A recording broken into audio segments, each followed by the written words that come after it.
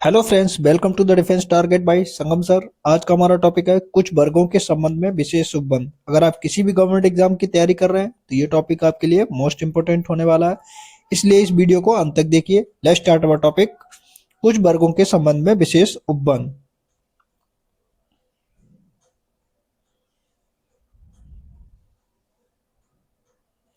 पहला क्वेश्चन देखते हैं। भारतीय संविधान का भाग 16 संबंधित है किससे? तो अनुसूचित जातियों, अनुसूचित जनजातियों, अन्य पिछड़े वर्ग तथा आंग्ल भारतीय समुदाय के लिए विशेष प्रावधान के लिए। भाग 16 से क्या संबंधित है? अनुसूचित जातियां, अनुसूचित जनजातियां, अन्य पिछड़ा वर्ग तथा आंग्ल भारतीय समुदाय के विशेष प्रावधान भाग 16 में संविधान के दिए हुए हैं। अब देखते हैं नेक्स्ट क्वेश्चन। नेक्स्ट क्वेश्चन हमारे पास आता है, भारतीय संविधान के किस अनुच्छेद के अंतर्गत लोकसभा में अनुसूचित जाति एवं अनुसूचित जनजाति की के लिए सीटों के आरक्षण का प्रावधान है?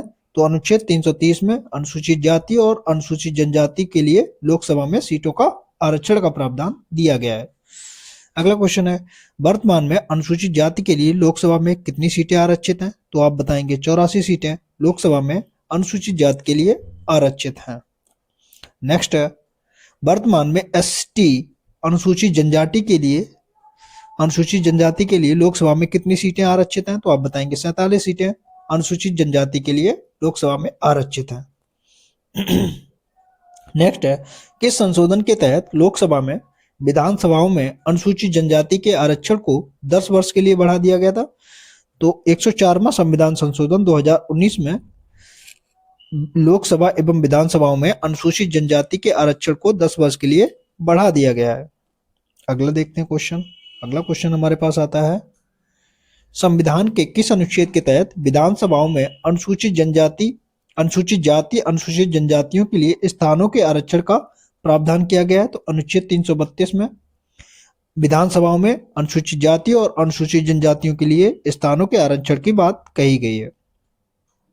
नेक्स्ट है, किसी जाति को अनुसूचित जाति निर्धारित करने का अधिकार किसको है? तो राष्ट्रपति को है। नेक्स्ट क्वेश्चन देखते हैं, अनुसूचित जनजातियों के लिए राष्ट्रीय आयोग संविधान के किस अनुच्छेद में उल्लेखित है? अनुच्छेद 338 ए में अनुसूचित जातियों के लिए राष्ट्रीय आयोग के संविधान में उल्लेखित है। नेक्स्ट है, क्या भारतीय संविधान में अल्पसंख्यक शब्द को परिभाषित किया गया है? तो नहीं, भारतीय संविधान में कहीं भी अल्पसंख्यक शब्द को परिभाषित नहीं किया गया है।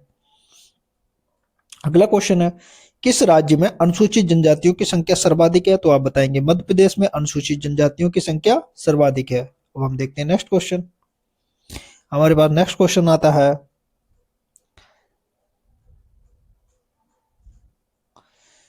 मंडल आयोग का गठन किसके द्वारा किया गया था? तो मोरारजी देसाई के द्वारा मंडल आयोग का गठन किया गया था। नेक्स्ट क्वेश्चन बनता है, मंडल आयोग ने अपनी रिपोर्ट किस वर्ष पेश की थी? तो आप बताएंगे 1980 में मंडल आयोग ने अपनी रिपोर्ट को पेश किया था। नेक्स्ट है, अनुसूचित जनजाति का दर्जा धर्मनिष्ठा के तटस्थ है। क्या है? धर्मनिष्ठा के तटस्थ है। नेक्स्ट है, किस राज्य में 2003 में गोरखाओं को ओबीसी का दर्जा दिया गया? तो आंध्र प्रदेश में गोरखाओं को ओबीसी का दर्जा दिया गया है। नेक्स्ट है, किसी भी जाति के लिए आरक्षण का प्रावधान नहीं किया गया है, किसमें? राज्यसभा में नहीं किया गया तथा जम्मू कश्मीर की विधानसभा में नहीं किया गया, और विधान परिषदों में किसी भी जाति के लिए आरक्षण का प्रावधान नहीं किया गया। कहाँ? राज्यसभा, जम्मू कश्मीर की विधानसभा और विधान परिषदों में।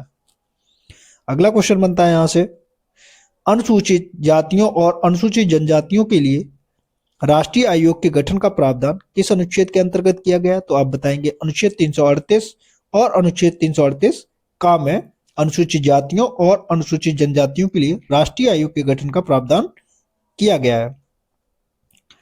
अब नेक्स्ट क्वेश्चन देखते हैं, प्रथम पिछड़ा वर्ग आयोग के अध्यक्ष कौन थे? तो आप बताएंगे काका साहेब कालेलकर। कौन? काका साहेब कालेलकर प्रथम पिछड़ा वर्ग आयोग के अध्यक्ष थे। क्रिमिनल ट्राइब्स एक्ट सर्वप्रथम किस वर्ष अधिनियमित हुआ? तो आप बताएंगे 1831 में क्रिमिनल ट्राइब्स एक्ट सर्वप्रथम 1831 में अधिनियमित हुआ था। अब देखते हैं नेक्स्ट क्वेश्चन। नेक्स्ट क्वेश्चन है, काका कालेलकर आयोग का गठन किस वर्ष हुआ? तो आप बताएंगे जनवरी 1953 में काका कालेलकर आयोग का गठन किया गया, जो कि ओबीसी के लिए था। प्रथम पिछड़ा वर्ग आयोग के को अन्य किस नाम से जाना जानते हैं? तो आप काका कालेलकर के नाम से जानते हैं। प्रथम पिछड़ा वर्ग आयोग को काका कालेलकर आयोग के नाम से भी जानते हैं।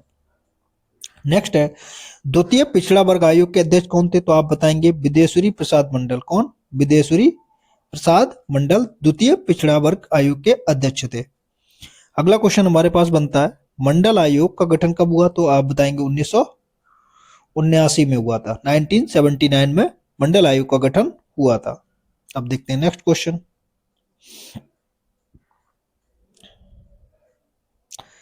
नेक्स्ट क्वेश्चन हमारे पास आता है, पिछड़े वर्गों ओबीसी के लिए नौकरियों में 27% आरक्षण संबंधी प्रावधान किसकी सिफारिश में लाया गया? तो आप बीपी मंडल आयोग की सिफारिश पर ओबीसी के लिए 27% आरक्षण की बात कही गई है। तो ये मोस्ट इंपोर्टेंट क्वेश्चन है। ये कई बार क्वेश्चन में पूछा गया ओबीसी के लिए आरक्षण कितना है, तो आप बताएंगे 27%। पिछड़ा वर्ग आयोग की स्थापना कब हुई? 1993 में राष्ट्रीय पिछड़ा वर्ग आयोग की स्थापना की गई। अगला क्वेश्चन देखते हैं। अगला क्वेश्चन हमारे पास आता है, अनुसूचित जाति एवं अनुसूचित जनजाति अलग अलग राष्ट्रीय आयोग के गठन का प्रावधान किस संविधान संशोधन के तहत किया गया?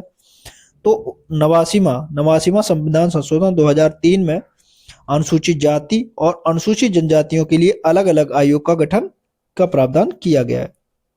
उससे पहले ही एक ही में थे, लेकिन नवासीवा संविधान संशोधन 2003 द्वारा इनको अलग कर दिया गया। इनके लिए अलग अलग आयोग बना दिए गए, जिसको हमने पिछली वीडियो में देख चुके हैं। किस अनुच्छेद के तहत राष्ट्रपति किसी जाति को अनुसूचित जाति घोषित कर सकता है? तो अनुच्छेद 341 के तहत किसी जाति को अनुसूचित जाति घोषित कर सकता है कौन? राष्ट्रपति। नेक्स्ट है, किस अनुच्छेद के तहत राष्ट्रपति किसी जाति को अनुसूचित जनजाति की सूची में सम्मिलित कर सकता है? तो अनुच्छेद 342 अनुसूचित जनजातियों के लिए है। किसी भी जाति को अनुसूचित जनजाति में अगर शामिल करना है तो अनुच्छेद 342 के तहत राष्ट्रपति करेगा। अगला क्वेश्चन हमारे पास आता है, विधानसभाओं में अनुसूचित जाति तथा अनुसूचित जनजातियों के लिए सीटों का आरक्षण किस अनुच्छेद के तहत अंतर्गत प्रधानवित है? तो अनुच्छेद 332 के तहत, और लोकसभा में 330 के तहत। ठीक है, इसको ध्यान रख लेना, ऊपर हम पढ़ चुके हैं इसको। जनजातियों के लिए जनजातियों के कल्याण के लिए मंत्री पद के गठन का प्रावधान किन किन राज्यों में? तो आप बताएंगे उड़ीसा, झारखंड, छत्तीसगढ़, मध्य प्रदेश। किसमें है? उड़ीसा, झारखंड, छत्तीसगढ़ और मध्य प्रदेश में इसका प्रावधान है। नेक्स्ट देखते हैं, कुछ राज्यों उड़ीसा, मध्य प्रदेश, झारखंड, छत्तीसगढ़ में जनजाति कल्याण मंत्री प्रावधान किस अनुच्छेद के तहत किया गया? अनुच्छेद 164 के तहत उड़ीसा, मध्य प्रदेश, झारखंड में जनजाति कल्याण मंत्री का प्रावधान किया गया है। अगला क्वेश्चन देखते हैं, किस अनुच्छेद में संशोधन कर लोकसभा तथा विधानसभाओं में अनुसूचित जनजाति के आरक्षण के अगले 10 वर्ष के लिए बढ़ा दिया गया? अनुच्छेद 334 में यह प्रावधान किया गया है। नेक्स्ट क्वेश्चन हमारे पास आता है, किन अनुच्छेदों में पिछड़ा वर्ग ओबीसी के संबंध में प्रावधानों का वर्णन है? तो आप बताएंगे अनुच्छेद 15(4) में, 16(4) में और 340 में ओबीसी का संबंध में प्रावधानों का वर्णन दिया गया है। अब हम देखते हैं नेक्स्ट क्वेश्चन। हमारे पास नेक्स्ट क्वेश्चन आता है,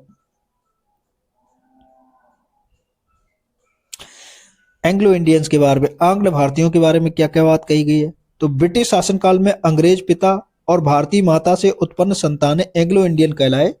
स्वतंत्रता के बाद संविधान में इनके लिए कुछ विशेष प्रावधान किए गए। उन प्रावधानों को देखते हैं।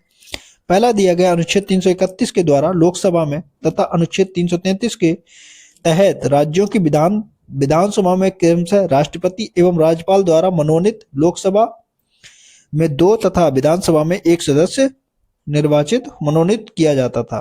ठीक है, ये राष्ट्रपति मनोनीत कर देते, लेकिन अब ये खत्म कर दिया गया है, इसको ध्यान रख लेना। नेक्स्ट देखते हैं, उल्लेखनीय है कि 104वें संविधान संशोधन 2019 में लोकसभा तथा विधानसभा में आंग्ल भारतीय समुदाय का मनोनयन समाप्त कर दिया था, जो कि मैंने अभी आपको बताया। नेक्स्ट है, संविधान के किस संविधान संशोधन के द्वारा राष्ट्रीय पिछड़ा वर्ग आयोग को संवैधानिक दर्जा प्राप्त हुआ? तो आप बताएंगे 102वां संविधान संशोधन अधिनियम 2018 द्वारा ओबीसी को राष्ट्रीय पिछड़ा वर्ग आयोग को संवैधानिक दर्जा प्राप्त हुआ। नेक्स्ट है, राष्ट्रीय पिछड़ा वर्ग आयोग को संवैधानिक दर्जा देते हुए संविधान के किस अनुच्छेद के अंतर्गत अंतर स्थापित किया गया? तो आप बताएंगे अनुच्छेद 338 खा में ओबीसी के संवैधानिक दर्जा के बारे में बताया गया है। अब हम नेक्स्ट देखते हैं, काका